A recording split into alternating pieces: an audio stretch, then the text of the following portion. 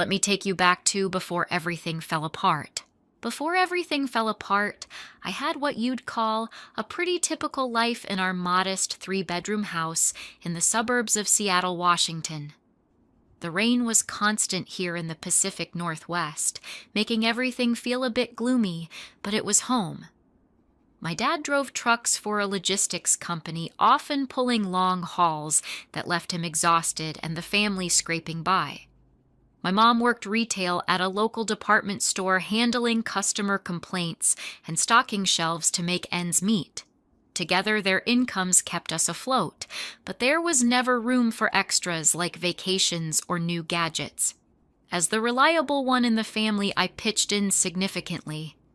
At 24, I was juggling classes in business at the community college 3 days a week and working 4 shifts at a fast food joint near campus. I'd hand over half my paycheck every month to help with the bills, groceries, and even the occasional repair on our old house. The other half went toward my tuition and a small emergency fund I was building. I dreamed of graduating debt-free and getting my own place someday, maybe starting a small online business. But for now, I was the steady contributor, the one who didn't complain. My brother Daniel, 2 years older at 26, was always the favorite, the golden child who could do no wrong. He bounced between odd jobs like stocking shelves at a warehouse or delivering food, but nothing stuck for more than a few months. Lately, he was obsessed with becoming a film streamer on YouTube, filming reviews that barely got 50 views. Our parents called it exploring his passions, while my consistency was just expected. If I mentioned cutting shifts to study more, I'd get lectures about family duties. But when Daniel quit his last gig to focus on videos, they praised his entrepreneurial drive. My room was my only real escape. It wasn't big, but I'd made it comfortable with my own money, a twin bed I'd saved for a desk for homework, and some shelves for books and notes. The walls had a calm blue paint I'd applied myself one weekend, and a small window overlooked the backyard, letting in what little sun we got through the clouds. Every item was earned from extra shifts or thrift finds. Socially, I kept it simple. My coworker, Dylan, 25, and studying graphic design, became a close friend. He lived in a shared apartment and was super independent, having moved out young after issues with his own family. During breaks at work, he'd listen as I vented about home. "You're giving them too much," he'd say, watching me calculate my contributions. "Family should support you, not drain you." I'd defend them. "They're family, we stick together." But his words lingered. My future plans were straightforward. Finish my degree, land a stable job in marketing, save for an apartment. I figured independence would come gradually without drama. But I didn't see the cracks. Daniel's instability was excused while my efforts were taken for granted. Our parents would brag to relatives about how responsible I was, but it felt like code for, "She does what we say." All that changed when Daniel met his girlfriend. He came home one night buzzing about a girl he'd met at a local bar. She was amazing, he said, and I had to meet her. I was happy for him. His past relationships fizzled fast because of his lack of direction. 2 weeks later, he brought Brooke home for dinner. At 20, she was younger, with striking features and a charming smile that won over my parents instantly. She hugged them, complimented the meal, and shared vague stories about a tough childhood, moving around a lot, never settling. My mom was hooked, seeing her as someone to help. With me, Brooke was polite but probing, asking about my classes, job, and even my savings habits. It felt off, like she was sizing me up, but I brushed it aside. Over the next weeks, Brooke became a regular. She lived in a crappy shared place with roommates she called difficult, so she preferred our house. My parents welcomed her, flattered by her attention. Soon she was using my stuff, my shampoo in the bathroom, my laptop left open. When I mentioned it to Daniel, he called me selfish. "She doesn't have much, can't you share?" I backed down to avoid fights, but resentment built. It wasn't the items, it was the entitlement. One evening after a long shift, I found my car keys missing. Brooke had taken it for a quick errand without asking. When she returned, the tank was empty and she shrugged it off. That was the tipping point. I confided in Dylan at work the next day, and he urged me to start noting things down. "Document it just in case," he said. I began keeping a private journal on my phone listing the intrusions. Little did I know how useful it would become as things escalated. About 3 months after my brother Daniel started dating his girlfriend Brooke, they called a family meeting one rainy Sunday evening. I'd just gotten back from an 8-hour shift at the fast food joint, my feet sore, and my mind on an upcoming marketing exam. We gathered in our cramped living room, my dad on the recliner, my mom on the couch, me in a folding chair, and Daniel with Brooke on the love seat, their hands locked together. The air felt heavy, like something big was coming. Daniel looked nervous but excited, while Brooke had a smug little smile that made my stomach twist. "We've got news," Daniel said, glancing at Brooke. "Brooke's pregnant. We're having a baby." My parents froze for a moment, their faces unreadable. My heart sank. Daniel had always said he wasn't ready for kids, not with his unstable jobs and no real savings. 3 months seemed way too fast. My dad spoke first, his voice gruff. "You sure about this?" Brooke nodded, her hand resting on her flat stomach. 10 weeks. We've seen the doctor." My mom's shock turned to cautious excitement. "A grandchild," she said, eyes misty. "I'm gonna be a grandma." The conversation shifted to logistics, how they'd support a baby healthcare living arrangements. Brooke had answers ready. She'd paused her community college classes but would finish later. She worked part-time as a cashier but might cut hours soon. Then Daniel cleared his throat. "We were thinking we could stay here for a while, at least until the baby's born and we're settled." My parents exchanged looks. "Of course," my mom said without hesitation. "This is your home, Daniel, and Brooke's too." I sat there quiet, watching Brooke's eyes dart around, calculating. Something felt off, but I couldn't pin it down. That night my parents called another meeting, just the 4 of us. I sensed trouble as I walked in, still in my work uniform. My dad started, his tone serious. "We need to talk about space. With a baby coming, we've got to make adjustments." I nodded, thinking maybe they'd clear out the attic or move Daniel's old gym equipment. But then my mom dropped the bomb. "Brooke needs your room, Jessica. It's the only one big enough for her and the baby's stuff." My jaw tightened. "My room," I said, voice steady despite the shock.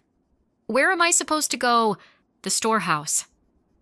My dad said like it was no big deal. "We'll fix it up, some insulation, a heater. It'll be like your own space."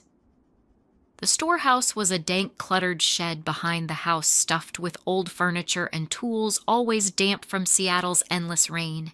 It wasn't a bedroom, it was barely livable. "That's not fair," I said, my voice rising. "I pay for half the bills here. I bought everything in my room, my bed, my desk, all of it." My mom's tone was firm but calm. "Brooke's in a delicate condition. She needs comfort right now." My dad added, "Families make sacrifices, Jessica. Your brother's about to be a dad. His needs come first." I looked at Daniel, hoping he'd speak up. He just stared at the floor, silent, while Brooke's smile grew sweeter. "I'd be so grateful, Jessica," she said, her voice dripping with fake sincerity. Nobody suggested Brooke take the storehouse or that they find their own place. It was clear I was expected to give in like always. "This is wrong," I said quietly, but my dad cut me off. "It's decided. Brooke moves into your room by next week. We'll help you set up the storehouse." I stood too angry to stay and walked out, hearing Brooke's voice behind me. "Thanks, Jessica, you're the best sister." The next day I started moving my stuff. The storehouse was worse than I'd imagined, moldy walls, a concrete floor that stayed wet, and a single flickering bulb for light. My parents tossed in a cheap rug and a space heater, calling it cozy. My bed and desk stayed in my old room for Brooke's comfort. Within days, she'd painted my blue walls a garish yellow and rearranged everything. My books were shoved into boxes replaced with her makeup and baby magazines. New house rules popped up: no loud noises after 8 p.m. because Brooke needed rest and the hallway bathroom was now hers due to morning sickness. I had to trek outside in the rain to use my parents' bathroom even at night. I started documenting everything on my phone: photos of my stuff being used, notes about the new rules, even recordings of Brooke's snide comments when she thought I wasn't listening. Mrs. Lopez, our neighbor in her 60s, saw Brooke wearing my jacket one day and gave me a knowing look from her porch. She didn't say anything, but I could tell she was watching. Dylan, my coworker, kept pushing me to keep track. "You're not crazy," he said during a break. "This isn't right. Keep evidence." His support made me feel less alone. Then one night, as I was studying in the storehouse, I overheard Brooke and Daniel talking through the thin wall to the kitchen. Her voice was low, sharp. "Jessica's in the way," she said. "She's always around stressing me out. The baby needs a calm environment." Daniel hesitated. "What can we do? She lives here." Brooke's tone turned colder.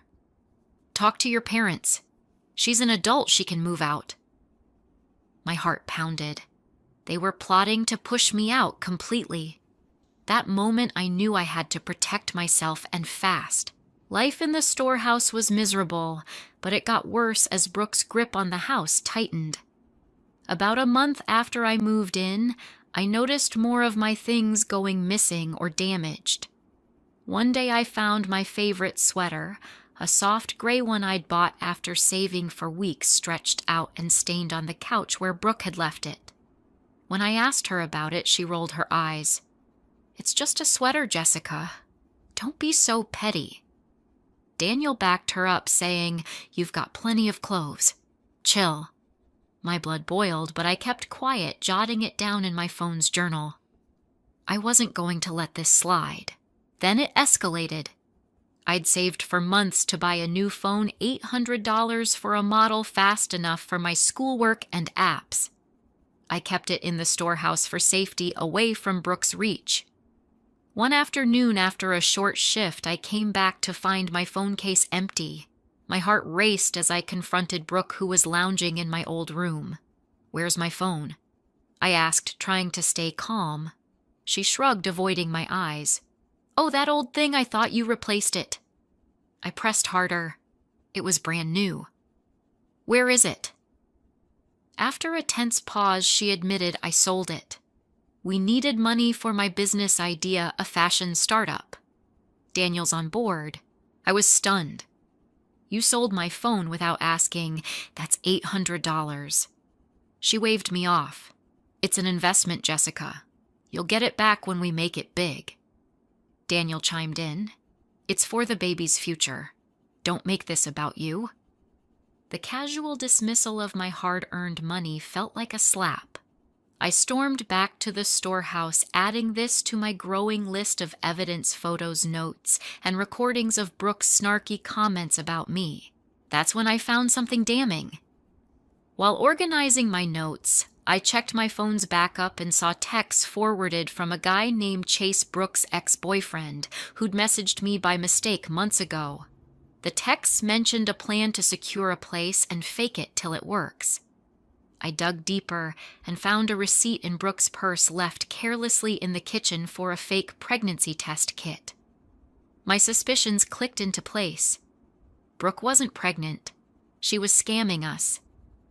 I recorded the receipt and texts, saving them securely. I didn't confront her alone. 2 weeks later, my parents called another family meeting. Mrs. Lopez, our neighbor, was outside watering her plants close enough to overhear. In the living room, Brooke sat smugly next to Daniel, who looked stressed. My dad started, "We need to discuss household contributions." Before I could speak, Brooke cut in. "Jessica's stressing me out, always hovering, watching me. It's bad for the baby. Daniel nodded. My child is more important than you, Jessica. You need to back off. Brooke smiled, her eyes cold. I took a deep breath, my heart pounding, and said, Are you sure that's your child? The room went silent. My parents froze. Daniel's face paled. I pulled out my phone, showing the receipt and texts. Brooke's been lying. There's no baby. My mom gasped, but my dad shook his head. This is ridiculous, Jessica. You're making things up to cause trouble. Daniel snapped. Why are you attacking her? She's pregnant, Brooke played, innocent tears welling up. I'd never lie about this. My evidence was dismissed, and I felt the walls closing in. Mrs. Lopez, still outside, caught my eye through the window, nodding slightly. She'd heard it all. Back in the storehouse, I confided in Dylan at work the next day. They didn't believe me, I said, frustration choking my voice. He leaned forward. Keep digging. Get more proof. You're not wrong. His encouragement kept me focused. That night I messaged Chase Brooks' ex using an old number from the texts. I asked if he knew about her plan. His reply came fast. She's done this before, faked a pregnancy to mooch off a guy's family. She's desperate for cash. My hand shook as I recorded his message. This was the leverage I needed.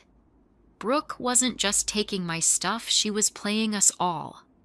I knew then I couldn't stay in a house that valued her lies over my truth. It was time to plan my exit, and I'd make sure they'd feel the weight of my absence. Chase's message was the final push I needed. Knowing Brooke was faking her pregnancy to scam my family lit a fire in me. I wasn't just going to stay and take it, I was done being the doormat. That night, lying on the lumpy mattress in the damp storehouse, I decided to disappear, not just to escape, but to make them face the consequences of choosing her over me.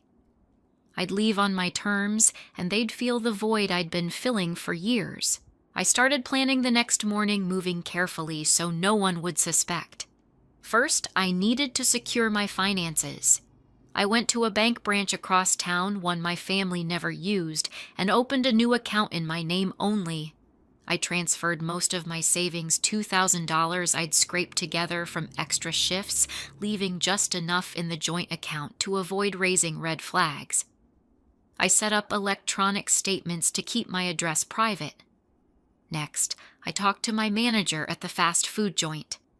He'd always appreciated my work ethic and agreed to transfer me to another location 30 minutes away in Tacoma. It came with a small raise enough to cover a longer bus commute. I didn't tell him everything, just enough about family issues to explain the move. Moving my stuff was trickier. I couldn't pack boxes without tipping off my parents or Daniel. Instead, I took things, slowly slipping clothes, books, and important documents into my backpack each day before work or class. Dylan, my coworker, was a lifesaver. During a break, I told him about Chase's message and my plan. "You're doing the right thing," he said, handing me a coffee. "Need help finding a place?" He connected me with a friend who just vacated a studio apartment in Tacoma, small but affordable with a secure entry and big windows. I applied using Dylan's address for mail, ensuring my family wouldn't intercept anything. The deposit ate up my emergency fund, but it was worth it for freedom. I kept documenting everything, recordings of Brooke's snide remarks, photos of my room's transformation, even a note about the phone she'd sold. Mrs. Lopez, the neighbor, caught me one day as I was sneaking a bag of clothes out. "You okay, Jessica?" she asked, her eyes sharp.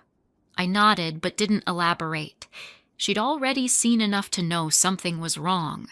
Her quiet observation gave me confidence my evidence wasn't just in my head. The revenge part came together organically. I messaged Chase again, confirming Brooke's scheme. "She's using your family for a free ride," he wrote back. "She tried it with me last year.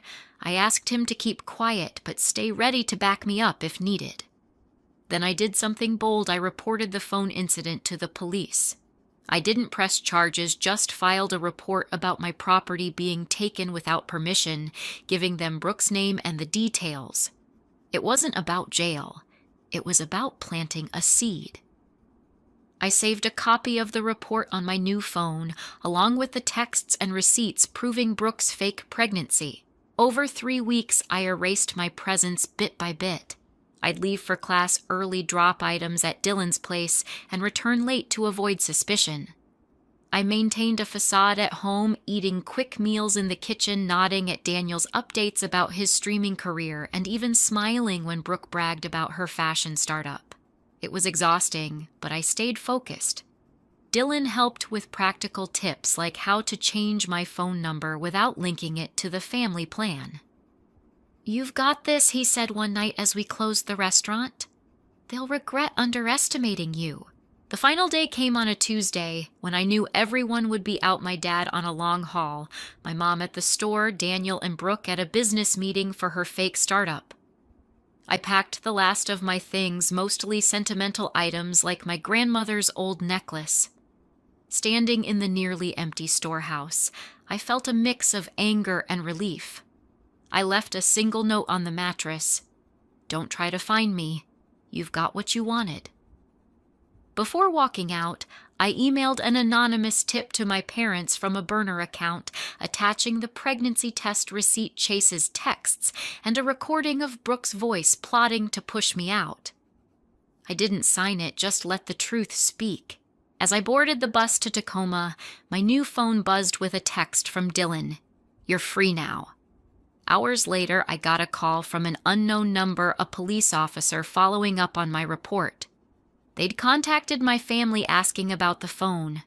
My parents sounded panicked, the officer said, but I kept my answers vague, confirming only that I was safe and had left voluntarily. The seed was planted. Brooke's lies were unraveling, and I was already gone, ready to watch their world shift without me. The police call was just the beginning. My family tried to find me, but I'd covered my tracks too well. My mom called my old number over and over, not knowing I'd switched to a new one. My dad drove to my old fast food joint, only to hear I'd transferred to another location. They even checked the community college, asking around the library where I used to study. Nobody had answers.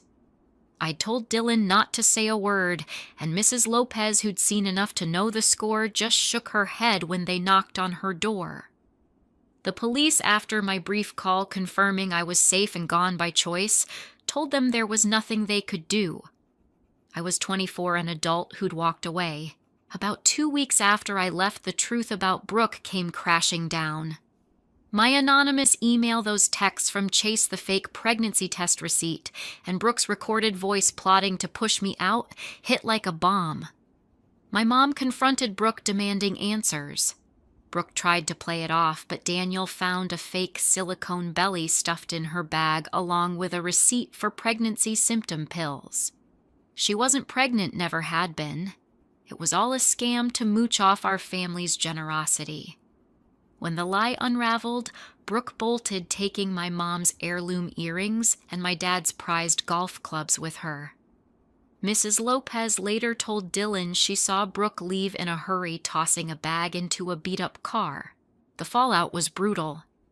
Daniel spiraled into depression, humiliated by Brooke's betrayal and his own gullibility. His streaming dreams tanked, and he lost his part-time delivery job after missing too many shifts. My parents' marriage, already strained by money worries, cracked further. My dad's long hauls got cut back due to health issues, high blood pressure from the stress, and the bills piled up. My mom started picking up extra shifts at the store, but they fought constantly, blaming each other for trusting Brooke and driving me away. One night their argument spilled into the front yard, loud enough for Mrs. Lopez to overhear. She told Dylan they were on the brink of divorce. Chase, Brooke's ex, showed up a month later, confirming to Daniel how she'd pulled the same scam on his family. It was the final nail in the coffin for my brother's trust. I heard all this through posts I saw on social media using a private account they couldn't trace. Daniel posted vague apologies online, hinting at family mistakes, but I didn't respond. My mom left voicemails on a friend's number she thought I might use, begging me to come back. I deleted them without replying. My dad tried emailing the college, but I'd set up a new address. I blocked every attempt at contact, determined to keep them out of my new life. They'd made their choice prioritizing Brooke's lies over me, and I wasn't going back to a family that saw me as disposable. My new life in Tacoma was simple, but mine. The studio apartment was small with a futon, a thrift store table, and a few plants I'd bought to brighten it up. I worked my new shifts, got promoted to shift lead, and aced my online business classes. For the first time, I could cook what I wanted, play music without headphones, and live without tiptoeing around someone else's demands. The freedom felt like a weight lifted off my chest. I made new friends through work, joined a local book club, and started saving again, not for a family that didn't value me, but for my own future. 6 months after I left, I drove past our old house one rainy evening, parking across the street. The storehouse was back to being a cluttered shed, no trace of my time there. My old bedroom window had plain curtains now, not Brooke's garish yellow or my calm blue. The house looked smaller, less heavy in my memory. I didn't feel anger anymore, just clarity. I'd learned a hard lesson: my worth isn't tied to what I do for others. Family should lift you up, not push you into a corner. If you see signs of unfair treatment, favoritism, dismissal of your needs, don't wait for it to break you. Act early, set boundaries, or walk away. Self-respect is worth more than any toxic tie, even blood. Thanks for listening to my story. It's been a journey, and I'm grateful you're here. Subscribe and drop a comment with your own experiences. I'd love to know how you've stood up for yourself. Your value doesn't depend on anyone else's ability to see it. My name is Jessica, and I'm 24 years old. Standing outside my childhood home in suburban Seattle, I stare through the window at what used to be my bedroom. 3 months ago, my family forced me into the storehouse, a damp, rainy mess of a space, so my brother's pregnant girlfriend could take my room. They figured I'd just roll over and accept it like always. But tonight, as I slide this letter under the door, I'm vanishing from their lives for good, and then they'll see what they've really lost. It all exploded in that family meeting. My family forced me into the garage so my brother's pregnant girlfriend could have my room. My brother said, "My child is more important than you." His girlfriend just looked at me and smiled. I just said one sentence: "Are you sure that's your child?" The whole room went silent. Before I dive into how it all went down, I want to know what time you're listening and what city you're in. I'm thrilled to see how far my story reaches.